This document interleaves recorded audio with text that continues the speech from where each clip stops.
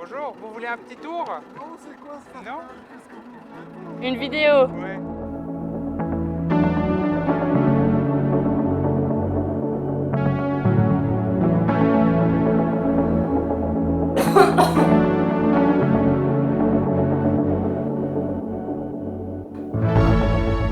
Je viens d'aller à la pharma. Alors écoute, j'ai une prescription là pour un book and bike away. Bouquin quoi? Oui, c'est ça. Et là, c'est prendre une sortie vélo avec un livre à lire 3 fois par jour, voilà, espacé d'une intervalle d'une heure. Je te propose, c'est qu'on va, voilà. Donc on va certainement aller faire ça. Ça va te faire du bien. Ah, 6 fièvres espacées d'un intervalle d'une heure.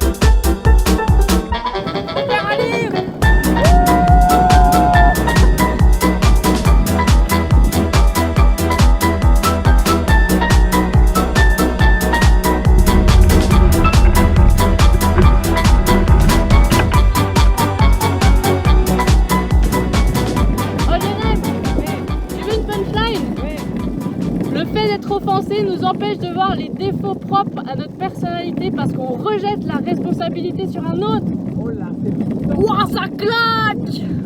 Hello les amis! Salut! On espère que vous allez bien Et que vous passez un bel été. Aujourd'hui, une petite vidéo. sur le ramassage de blé. C'est ça, voilà. Se documenter et lire des bons livres. Moi j'ai été malade pendant plusieurs jours, j'ai lu et c'était trop bien. Une petite Alors, on vous conseille la récompense de l'honneur de John Bevere. Du statut d'orphelin à celui de fils et d'héritier du père de Jacques Frost. Celui-là. Ça c'est Celui-là, c'est pépite, c'est cadeau. pépite. Il m'aime. Apprendre à vivre dans l'affection du père de Wayne Jacobsen. Ça c'est si tu as besoin de la grâce et que tu as toute ta vie couru au mérite et à la performance. Ouais. Ouh.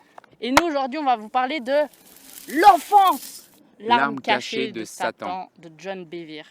Alors, l'offense, on va vous raconter la petite histoire de Joseph. Il était dans un pays avec toute sa famille. Il avait pas mal de frères. Dans cette famille, il était un peu le préféré de son papa. Un soir, il a fait un rêve et puis il rêvait que ses autres frères ils se prosternaient devant lui. Mais il sentait que ce rêve-là, c'était pas juste de l'orgueil, c'était Dieu qui avait un plan pour sa vie.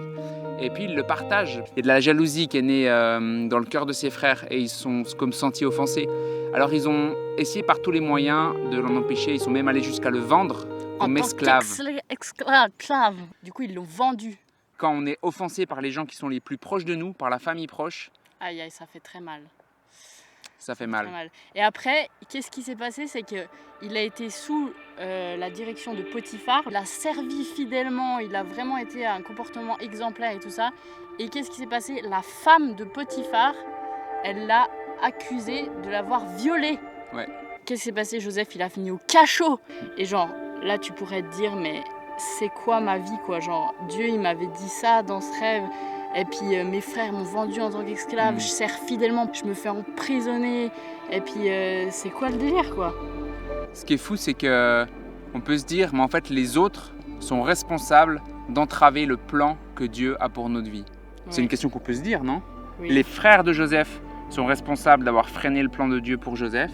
Oui. Et Potiphar, et puis la femme de Potiphar, et puis en prison, il y a eu d'autres affaires. Et tout d'un coup, en fait, tout le monde est comme responsable parce que Joseph, il avait une autre destinée, non? Oui. Et Et là, la des fois, on blâme Dieu ou on blâme les autres pour ce qui nous arrive. On dit, mais à cause d'eux, je pourrais pas rentrer dans ma destinée. À cause d'eux, le plan que Dieu avait pour moi, il est foutu. Mais ça, c'est faux. Ouais. Genre, et là, il le dit super bien dans le livre. J'aime trop. C'est qu'il dit, c'est facile de blâmer tout le monde pour les problèmes que vous avez, d'imaginer combien vous auriez été mieux considéré, mieux dans votre peau s'il n'y avait pas eu toutes ces personnes qui vous entourent. Et puis, il dit, mais il n'y a personne qui peut vous soustraire à la volonté de Dieu si ce n'est que vous. Donc en fait, si on choisit d'être offensé et de garder l'offense, on est la seule barrière à ce que la volonté de Dieu pour notre vie s'accomplisse. Et Joseph, il a fait quoi? C'est qu'il y a un moment donné où il aurait eu l'occasion, l'opportunité de se venger de ses frères. Il était devenu le deuxième homme plus puissant de la terre d'Égypte après Pharaon. Pharaon l'a élevé à cette position. Et puis il y a un moment donné où il a l'occasion de se venger de ses frères. Et il ne le fait pas. Il choisit de leur pardonner. Il choisit de considérer que c'est Dieu qui l'a envoyé en avance dans le pays d'Égypte pour sauver sa famille. Il libère le pardon. Mais qu'est-ce qui se passe? C'est qu'il garde cette position de chef. Et en fait, il peut sauver tout son peuple. Ouais, et le truc, c'est que non seulement il garde pas l'offense et il libère le pardon, mais en plus de ça, il bénit ceux qui... Donc ses frères, en fait. Il leur donne du blé, je sais pas combien de fois plus que les autres. Il leur donne les meilleures terres d'Égypte. Ouais. Mais c'est quand même incroyable. Ouais. Donc, qu'est-ce que Joseph a décidé de faire face à toutes les circonstances injustes qui lui arrivaient? Il a décidé de croire que Dieu était bon, qu'il avait ce plan pour sa vie, ce qu'il lui avait révélé. Ouais. Il a choisi de ne pas réagir, mais d'agir. Et comment il a fait quand il a agi? Il n'a pas gardé l'offense et il a béni. Et ça, c'est ultra puissant. Wow. Et c'est la punchline de la fin, c'est que ce qui a souvent l'air d'avoir fait avorter le plan de Dieu finit par être la voie de son accomplissement si nous demeurons obéissants et libres de toute offense. Là, il y a les clés, les amis. Et là, c'est punchline. Ouais. Je sais pas vous, mais personnellement, je dois en apprendre plus d'un chapitre sur ce Joseph parce que... Oui. Ouais. Il aurait eu l'occasion de se sentir offensé. Et tout ça pour vous dire que ce livre, là, ce qu'on vient de vous raconter, c'est genre 3 pages du livre. Imaginez. Voilà. Moi, ouais. ça a changé plein de trucs. Je suis là comme, oui, c'est ça. Offensez-moi, je vais pardonner. Non, je rigole. On vous laisse avec ça, les amis. Si vous êtes malade et puis que c'est pas trop dur de lutter contre la fièvre ou quoi que ce soit, nous, on peut vous faire des prescriptions tout à fait légitimes. Donc, je vous donne mon ordonnance et vous pourrez faire de la lecture pendant que quelqu'un vous promène en vélo. C'est un service que nous offrons actuellement. Ouais. C'est l'entreprise Book and Bike Away. C'est ça. À tout bientôt. Soyez puissamment bénis et renouvelez dans vos pensées votre intelligence. Amen. Que l'offense ne demeure pas dans vos cœurs, mais que vous soyez libres de l'offense. Amen. Amen.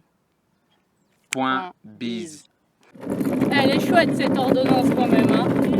Plus de fièvre, plus de tour, que du bonheur. Merci Seigneur. Merci Jérémy d'être allé à la pharmacie.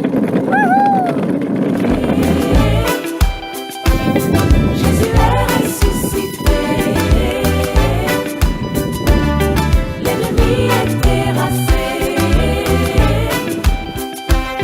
Jésus est